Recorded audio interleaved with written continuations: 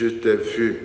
Nathanaël lui dit, Rabbi, c'est toi le Fils de Dieu, c'est toi le roi d'Israël. Jésus reprend, je te dis que je t'ai vu sous le figuier, et c'est pour cela que tu crois. Tu verras des choses plus grandes encore. Et il ajoute, Amen, Amen, je vous le dis, vous verrez le ciel ouvert, et les anges de Dieu monter et descendre au-dessus du Fils de l'homme. Acclamons la parole de Dieu. Louange à toi, Seigneur Jésus.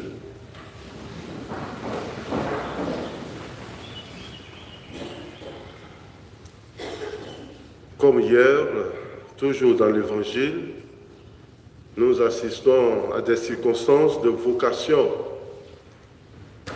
Après Jean et André, qui ont appelé leur frère Simon-Pierre à Jésus, Jésus lui-même ce matin, il rencontre Philippe. Et Philippe se constitue comme un disciple de Jésus. Et lui, Philippe, il amène à Jésus Nathanaël. Mais ce qui est intéressant, c'est la question que Nathanaël pose à Jésus. Mais où est-ce que, Seigneur, tu me connais?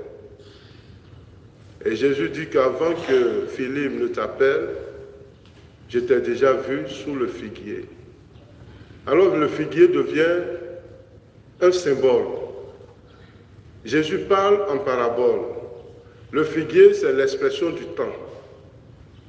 Et donc Jésus dit que avant que toi, Nathanaël, tu arrives devant moi, je t'ai déjà vu, je te connais. Jésus nous connaît au-delà de nos limites. Il nous voit partout. C'est comme un épervier qui est à des distances, à une très grande hauteur et qui voit tout ce qui se passe. Et c'est ce que Jésus exprime. Beaucoup de chrétiens pensent que Dieu est loin de leur vie. Non. Il est avec nous, mais au contraire, c'est nous qui n'avons pas le regard sur Dieu. C'est nous qui ne le sentons pas. Mais lui, il nous sent.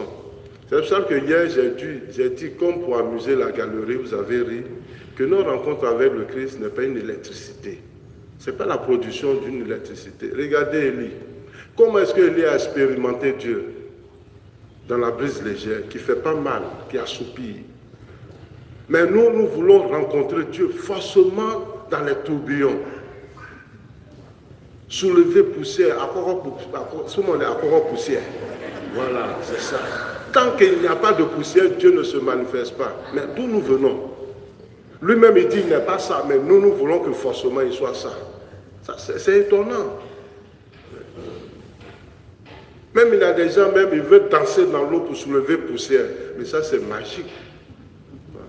Chers frères et sœurs, ne nous fatiguons pas. Et si nous avons le temps, lisons la première lecture. Reprenez la première lecture à la maison, vous allez comprendre. Effectivement, celui qui n'aime pas, c'est lui qui est comme ça. La première lecture dit, celui qui n'aime pas, c'est un meurtrier. Celui qui n'aime pas Dieu, là, c'est lui qui entraîne les gens comme ça. Et vous allez danser comme ça, juste à mourir comme ça. Et normalement, on devait mettre en prison tous ceux, les gourous qui ont les camps de prière, qui tuent les gens là-bas. Comment quelqu'un qui est malade, il doit rencontrer Dieu dans le jeûne, dans la prière fermée. Mais ceux-là, on doit les mettre tous en prison. Et mais c'est ce que les chrétiens aiment, parce que Dieu est là-bas. Et tout dernièrement, on est allé à une réception au bord de la mer, après un mariage. Mais il y a une église christianiste céleste là-bas. Ils ont tabassé un jeune parce qu'ils disent les possédés.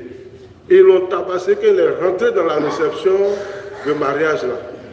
Ils sont rentrés là-bas le prendre. Nous tous on était étonnés. Et là-bas encore, ils l'ont chicoté, bien même. Parce qu'il était possédé. Vous pensez que c'est comme ça Dieu agit? Et ceux-là, on doit les poursuivre pour les mettre en prison. La rencontre de tous ceux-là avec le Christ, vous voyez que ce n'est que la joie.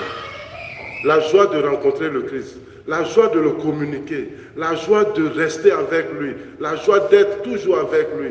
Mais pour nous, là, ça devient comment?